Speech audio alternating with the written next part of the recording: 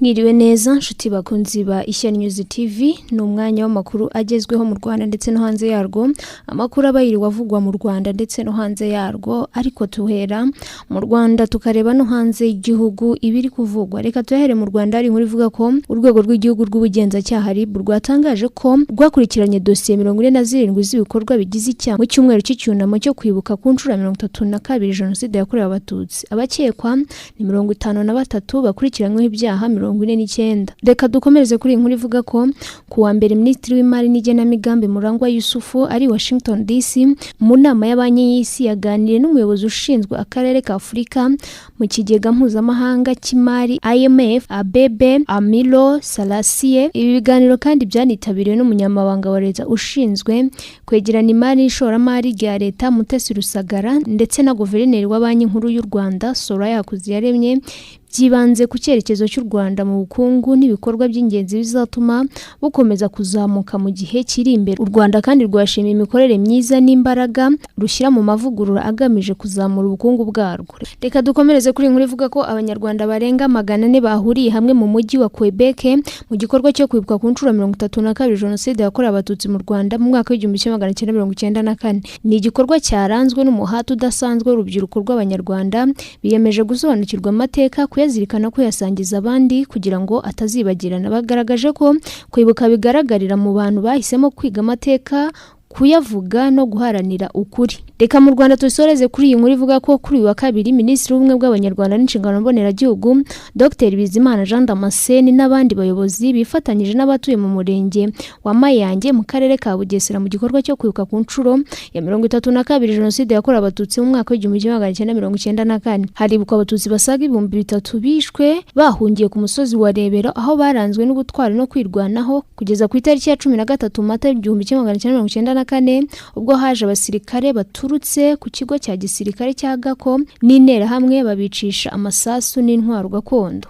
Reka twekeze hanze y'u Rwanda mu gihugu cy'abaturanyi cya Repubulika ya Demokarasi ya Kongo, ahari inkuru ivuga ko nibura abantu 12 bapfiriye mu mpanuka y'ubwato yabereye mu kiyaga cya Tanganyika hafi y'umudugudu Mutakuya muri teritwari ya Keremei mu ntara ya Tanganyika muri Repubulika ya Demokarasi ya Kongo. Kuko bitangazwa na societe civile ya sheferi ya Rutuku, ngo ubwato bwa moteri bwavaga Ikasama bwerekeza Kamokolombondo bwarohamye mu gitondo cya kare butwaye abagenzi n'imizigo. Iyi mpanuka bigekwa ko yatewe n'ikirere kibi ndetse n'ubwato bwari bupakiye birengeje urugero, nk'uko inkuru dukesha ibitangazamakuru bitandukanye byo muri Repubulika ya Demokarasi ya Kongo bivuga. Andi makuru yatanzwe na guverineri w'intara yerekana ko hapfuye abantu 7 kandi ibikorwa byo gushakisha abandi baba bapfuye bikomeje. Abayobozi bavuga ko ubwo bwato bwahagurutse hari ikirere kibi kandi batangaza ko ingamba z'umutekano zongerewe, harimo no kugenzura ubwato no gukoresha amakoti arinda kurohama. Ku ruhande rwayo, imiryango itegamiye kuri leta irasaba ko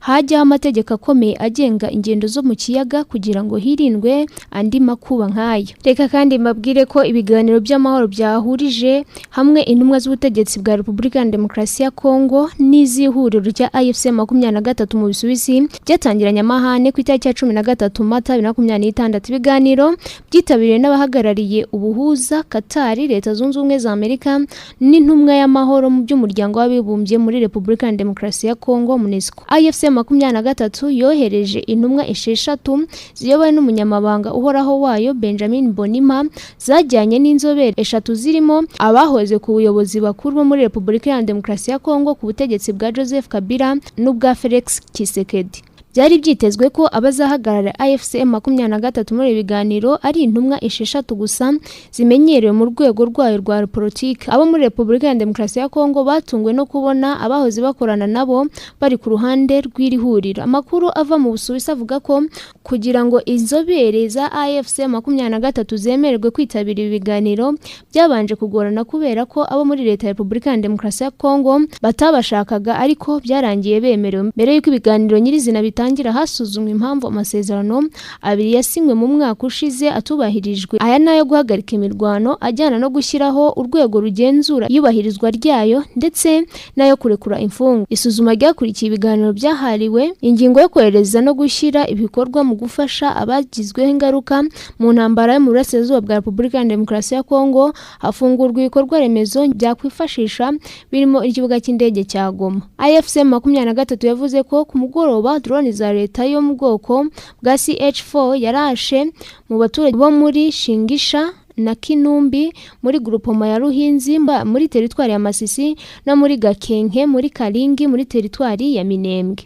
Iri huriro rigaragaza ko ubwo leta ya Repubulika ya Demokarasi ya Kongo yitabiriye ibiganiro, ibitero ingabo zayo zikomeje kugaba bishimangira ko ishaka kidobya, ariko mu gihe ubushotoranyi bukomeje rifite uburenganzira bwo kurwana ku baturage ndetse no kubarinda. Reka makuru yacu twakomeze kuri inkuru ivuga ko Minisitiri w'Intebe w'Ubutaliyani Giorgia Meloni yatangaje ko amagambo Perezida wa Leta Zunze Ubumwe za Amerika Donald Trump aherutse gutangaza yibasiye umushumba mukuru wa Kiliziya Gatolika ku isi Papa Leo wa 14 atari yo kwihanganirwa. Papa Leo wa 14 na Perezida Trump bamaze iminsi mu ntambara y'amagambo kubera kutabona kimwe ibijyanye n'intambara yo muri Iran. Umushumba wa Kiliziya Gatolika ku isi yemera ko iyi ntambara yatangirwe ku mpamvu zitumvikana ndetse agasaba impande zihanganye kuyoboka inzira y'ibiganiro. Ni mu gihe Trump avuga ko azakomeza guhangana na Iran kugeza iretse gahunda ishinjwa yo gushaka gukora intwaro za nyukiliyero. Ku guhangana kwatumye ku cyumweru tariki ya 13 Trump yibasira Papa wa 14.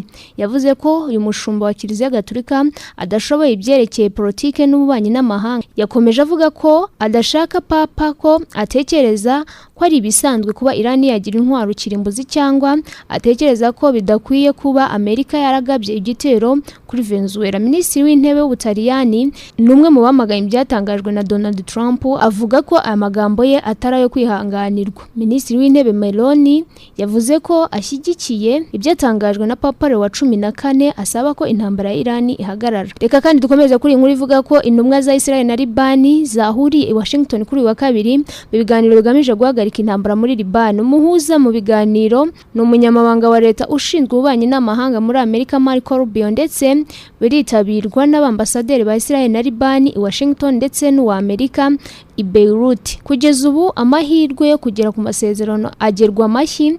Israel ishaka ko Hezbollah yamburwa intwaro, ariko uyu mutwe ntubikozwa. Libani yinjiye mu ntambara ya Iran mu ntangiriro za Werurwe nyuma yaho Hezbollah igabye igitero kuri Israel no kuyirasaho ibisasu bivugwa ko byahitanye abarenga 2,000 naho abagera kuri miliyoni bakava mu byabo. Reka dusoreze kuri inkuru ivuga ko icyemezo cya Leta Zunze Ubumwe za Amerika cyo gufunga inzira y'amazi zijya mu byambu bya Iran cyatangiye gushyirwa mu bikorwa ku wa mbere. Perezida wa Amerika Donald Trump yavuze ko bigamije gukumira amato kwinjira cyangwa gusohoka mu byambu bya Iran no ku nkengero zayo, ndetse no guhagarika Iran kongera gufungura umuyoboro wa Hormuz unyuramo hafi 1/5 cy'amavuta na gazi bikoreshwa ku isi yose. Ambasaderi wa Iran muri Loni Amir Seida Alavan yavuze ko icyo gikorwa ari ukuvogera bikomeye busugire bwabyo kandi ko gihungabanya bikomeye amahoro ku rwego mpuzamahanga. Amerika na Iran byemeranyije agahenge k'ibyumweru 2 kazarangira ku itariki ya 22 Mata, mu gihe ibiganiro by'impande zombi byabereye muri Palestine ntacyo byagezweho. Reka mbashimire mwebwe mwese twabanye, amakuru mbashimira kuba mwakurikiye, mukomeze kugira ibihe byiza.